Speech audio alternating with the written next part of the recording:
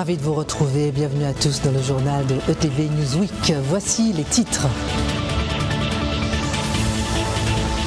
Justice, 10 ans de prison pour Samuel Warner, condamné pour viol sur une fillette de 6 ans. 40 malaises d'élèves au collège Sadi Carnot, le rectorat tente de rassurer les parents, mais sans succès. Exercice de tsunami AD cette semaine, vous avez pu suivre cette actualité en direct sur ETV. Coup de projecteur sur une femme, la seule brasseuse de la Caraïbe a choisi la Guadeloupe. Nous irons à sa rencontre. Cette semaine a été ébranlée par le procès pour viol d'une fillette de 6 ans. Elle passait tranquillement ses vacances chez sa tante et c'est le compagnon de sa tante qui a commis l'irréparable. C'était en 2015. Étonnamment, l'accusé Samuel Warner est arrivé libre au procès, mais au verdict, il a été incarcéré et pour 10 ans. Marius Mathieu était sur place.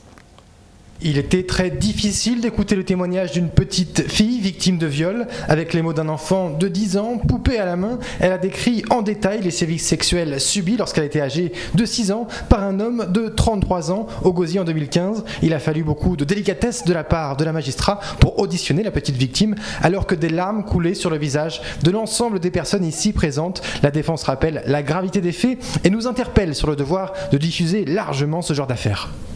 Je n'ai jamais été formé pour pouvoir assister une jeune fille de 10 ans aujourd'hui et qui se retrouve devant l'ignoble.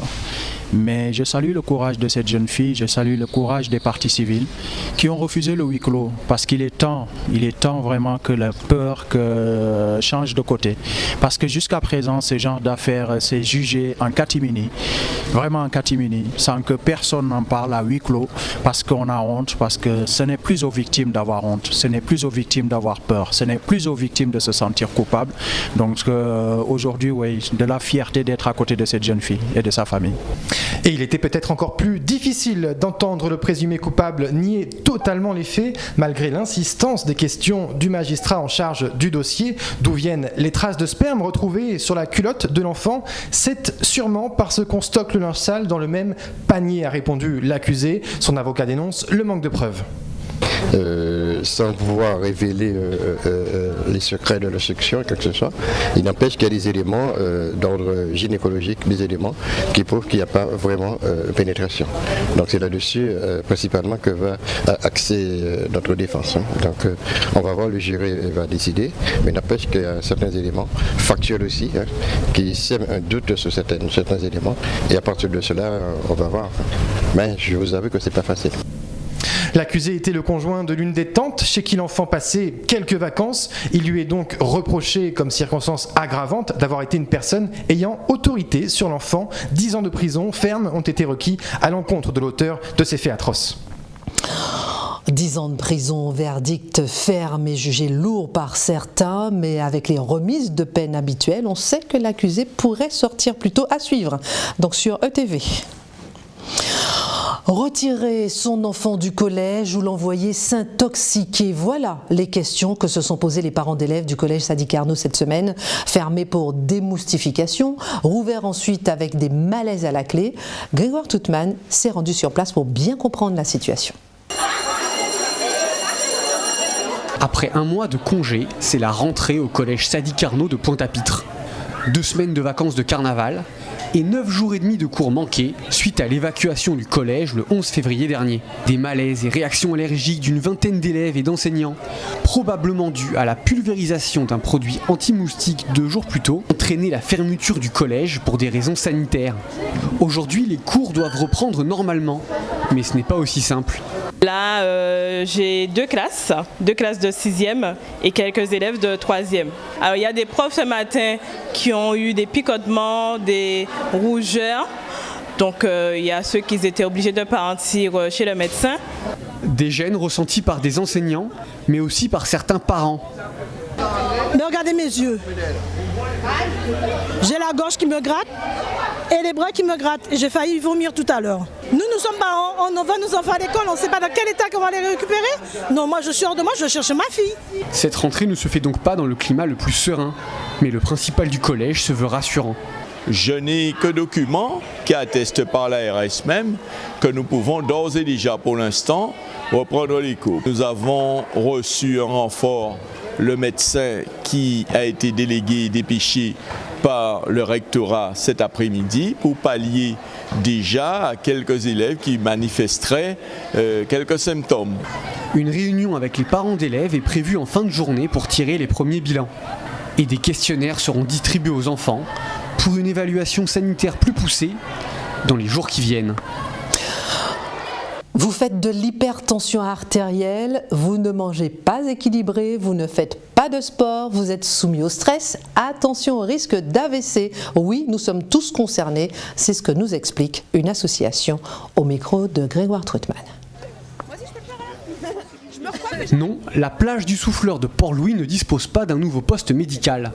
Elle reçoit la visite de l'association AVC Tous Concernés pour une séance d'information sur les risques d'accidents cardiovasculaires. Et le lieu n'est pas choisi au hasard. Les gens sont à la plage, ils sont décontractés, ils ont du temps, ils peuvent nous écouter et entendre le message qu'on vient leur passer sur les risques d'un AVC. Leur objectif ? Faire connaître les premiers symptômes comme la paralysie d'un membre ou d'une partie du visage, mais aussi les réactions à adopter. Contacter immédiatement les services d'urgence, car pour éviter la mort, la prise en charge médicale doit se faire dans les premières heures. Un discours attentivement écouté par cette habitante. Tout le temps à la radio, on entend que quelqu'un est mort d'AVC, c'est très courant. Ça peut nous arriver à n'importe quel moment qu'on a un parent, un ami, quel que soit, qui fait un AVC devant nous et on peut prendre ce que le monsieur nous a donné, mettre en pratique. Avec 300 décès sur 800 AVC par an, le taux de mortalité est 66% plus élevé en Guadeloupe qu'en métropole. Des chiffres alarmants, notamment à cause du temps de transport, parfois élevé pour se rendre à l'hôpital en cas d'urgence.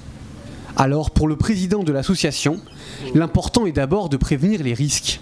La seule chose sur laquelle on peut jouer, ce sont les facteurs de risque, comme l'hypertension artérielle, comme la malbouffe et la sédentarité. Si on arrive déjà à trouver des solutions et changer son hygiène de vie par rapport à ces facteurs-là, c'est considérable. Quand on sait par exemple que dans 80% des cas d'AVC, on trouve de l'hypertension artérielle. Ça fait 500 cas d'AVC par an en Guadeloupe qui font de l'hypertension artérielle. Donc si on arrive à changer cette hygiène de vie, c'est déjà des dizaines, voire des centaines d'AVC économisés. Les bénévoles d'AVC Tous Concernés sont sur le territoire jusqu'au 19 mars prochain. Nouvel exercice grandeur nature AD cette semaine. Objectif tester le système d'alerte en cas de tsunami. Grégoire Troutman a pu rencontrer les différents interlocuteurs. Aujourd'hui, 10 villes du département participent à un exercice d'alerte tsunami dans les conditions du réel. Un entraînement particulièrement important à Déhay. Le positionnement de la ville, juste en face de la soufrière de Montserrat, en fait une zone exposée au phénomène. Maria, qui a participé à l'exercice, regrette une mobilisation relativement faible des habitants. Mais si tout le monde faisait pareil, ça aurait été mieux. Parce que ce n'est pas d'aujourd'hui qu'ils font ça. Ça fait déjà au moins 3 ans. Qu'ils demandent à tout le monde d'aller au prin et puis les gens prennent ça pour de la rigolade, mais ce n'est pas une rigolade. Le jour que ça arrivera, si on ne fait pas l'exercice, on sera foutu. Mais l'enjeu du jour était d'abord de tester le système d'alerte. Pour la mairie, malgré plusieurs dysfonctionnements, le bilan est globalement positif. C'est un bon bilan, je dirais, parce que l'exercice nous a permis de vérifier un certain nombre d'éléments inscrits dans notre plan communal de sécurité. Les événements se sont déroulés sous l'œil attentif de la préfecture, qui a relevé de bonnes réactions des agents. Ce qui est important, et c'est ce que je répète sur le sujet, c'est qu'on a trouvé des stratégies de contournement. C'est-à-dire que la préfecture, notamment, savait que j'étais là et les SMS passaient sur mon portable à moi. Donc j'ai moins reçu les SMS qui étaient théoriquement destinés à la commune. Ça m'a permis de les transmettre à la commune et de continuer de jouer l'exercice jusqu'au bout comme il était prévu. En 2010, un mini-tsunami avait touché la commune sans faire de victimes. Les autorités s'organisent aujourd'hui pour qu'un événement d'une autre ampleur n'en fasse pas davantage.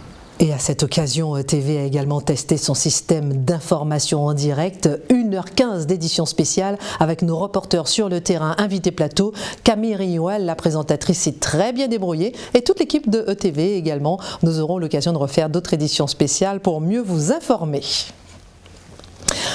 La Guadeloupe a longtemps tourné le dos à la mer. Maintenant, il faut saluer une vraie prise de conscience du potentiel maritime dans nos opportunités professionnelles. Pôle emploi a lancé la semaine de l'emploi maritime. Mais quelles opportunités, quels débouchés? Élément de réponse avec Marius Mathieu qui s'est rendu à Petit-Bourg. Vous présenter, vous proposer des offres d'emploi, des offres d'embauche. 10h du matin à Petit-Bourg, les offres d'emploi en nombre résonnent sur la place de la mairie. Dans le cadre de la semaine de la mer, Pôle emploi et la ville tentent d'attirer un maximum de jeunes dans ce secteur d'activité. C'est vrai que dans notre domaine à Pôle emploi, on entend souvent les jeunes nous dire que la mer ça les intéresse pas puisqu'ils s'imaginent souvent que c'est on est dans un bateau en train de pêcher, mais il ne s'agit pas que de cela. Nous travaillons avec la ville de Petit-Bourg vraiment au plus proche des demandeurs d'emploi, d'être présents avec eux pour pouvoir mettre à bien notre mission qui est justement l'information, l'orientation, la formation et bien sûr le recrutement. Des jeunes pas forcément séduits par les métiers de la mer, pourtant ils sont nombreux ce matin à faire preuve de curiosité, voire d'ambition. Mais niveau mer, vu que je vois qu'en Guadeloupe on a de bons produits, ça m'intéresserait beaucoup. Enfin, j'aimerais bien quand même participer, voir comment ça se passe et aussi pour ne pas perdre, comment dire, comme il y a les vieux qui partent on va dire, donc pour la nouvelle génération, pour ne pas qu'on perde cette culture de pêche et tout. Parce qu'autour de la Guadeloupe, il y a beaucoup d'eau quand même. Tout autour de la Guadeloupe, c'est de l'eau, donc il ne faut pas perdre cette richesse qu'on a. Une richesse presque inépuisable, c'est ce qui a poussé Charlie à prendre le large. Il est devenu pêcheur après une reconversion professionnelle. À 35 ans, il ne regrette rien. Mieux encore, il incite les générations futures à marcher dans le même pas que lui. Dans notre métier, on n'a pas beaucoup de relève et aujourd'hui, il est important pour les pêcheurs d'avoir de la relève. C'est difficile pour un jeune de rentrer notamment dans les métiers de la mer, notamment à la pêche. On n'a pas les circuits de formation adaptés ni même existants aujourd'hui. Nous, notre objectif, c'est de permettre à ce que ça soit beaucoup plus stable dans l'avenir et de garantir justement que ces métiers soient pérennes. Selon Charlie, les meilleurs pêcheurs guadeloupéens peuvent gagner jusqu'à 10 000 € par mois. Des dizaines de postes liés au métier de la mer seraient à pourvoir dès que possible en Guadeloupe. L'église de Morne-à-l'Eau sera rénovée. Excellente nouvelle. Elle sera rouverte au public en 2030. Oui, c'est un peu loin. Mais ce qui est encore plus surprenant, c'est surtout d'avoir attendu si longtemps pour commencer à la rénover. Heureusement que le loto du patrimoine est passé par là. Explication, Marius Mathieu. Morne-à-l'Eau, c'est d'abord un cimetière connu dans le monde entier pour ses carrelages en faïence noire et blanche. Mais sur ces terres, la ville abrite aussi la plus grande église de l'archipel, construite en 1930 par Ali Tour, un architecte français. Problème, l'édifice classé est fermé depuis plusieurs années. En cause, le mauvais état du clocher qui ne répond plus aux normes sismiques. L'aide à sa restauration, dans le cadre du prochain loto du patrimoine, est donc une bénédiction, attendue depuis longtemps par les fidèles. Quand même, il y a un petit peu de temps que c'est fermé. Je suis forcé d'aller ailleurs parce que je suis catholique et je ne peux pas rester sans aller à l'église. La France aurait dû déjà faire un geste à cet égard parce que là, quand même, nous dépendons de la France. Il nous a toujours été dit d'attendre, d'espérer. Nous dépendons de la France, nous votons pour la France, nous faisons partie de la France. Quand même, on ne peut pas rester dans l'inconnu comme ça. Un patrimoine bien français laissé à l'abandon. Pour la mairie de Morne-à-l'Eau, la sélection de l'église au loto du patrimoine 2019 est une chance presque tombée du ciel. Mais cela n'enlève en rien le sentiment de négligence de l'État quant au bâtiment dont il est responsable. Ça, il y a un moment qu'on le pense, que l'État devrait intervenir un peu plus, d'autant plus que c'est un monument classé. Mais il faut savoir qu'il n'y a pas très longtemps non plus que ce bâtiment a été classé, ce monument a été classé. Et donc je pense que maintenant l'État constate qu'il faut mettre un peu plus d'argent sur cette église. L'État a certainement des difficultés pour œuvrer au niveau des bâtiments dont ils sont responsables. Et j'espère qu'ils vont nous accompagner un peu plus dans le budget que nous mettons en place régulièrement pour cette église de Morne-à-l'Eau. C'est une très bonne nouvelle. Il faudra encore attendre quelques années avant de voir les portes de l'église s'ouvrir. À Morne-à-l'Eau, on espère que la belle dame pourra revêtir sa plus belle robe pour ses 100 ans, en 2030. Qui a déjà oublié la journée de la femme? En tout cas, pas ETV, car pour nous, célébrer la femme, c'est toute l'année. On va s'arrêter justement aujourd'hui sur le parcours d'Aline Arsenault, une brasseuse de la Caraïbe, la seule brasseuse d'ailleurs de la Caraïbe qui a choisi la Guadeloupe. Grégoire Toutman est allé à sa rencontre. Comme tous les matins, Aline Arsenault lève le rideau de sa brasserie à Déhay. Durant ses études en Alsace, elle se découvre une passion pour la bière. Début 2017, elle concrétise son rêve en créant la brasserie Carrette, devenant la première femme brasseuse de bière artisanale de la Caraïbe. Je me suis dit, tiens, le monde de la brasserie, pourquoi est-ce que ce serait un monde dédié aux hommes? Moi, je suis une femme, je vais quand même montrer que je suis capable de faire une bière.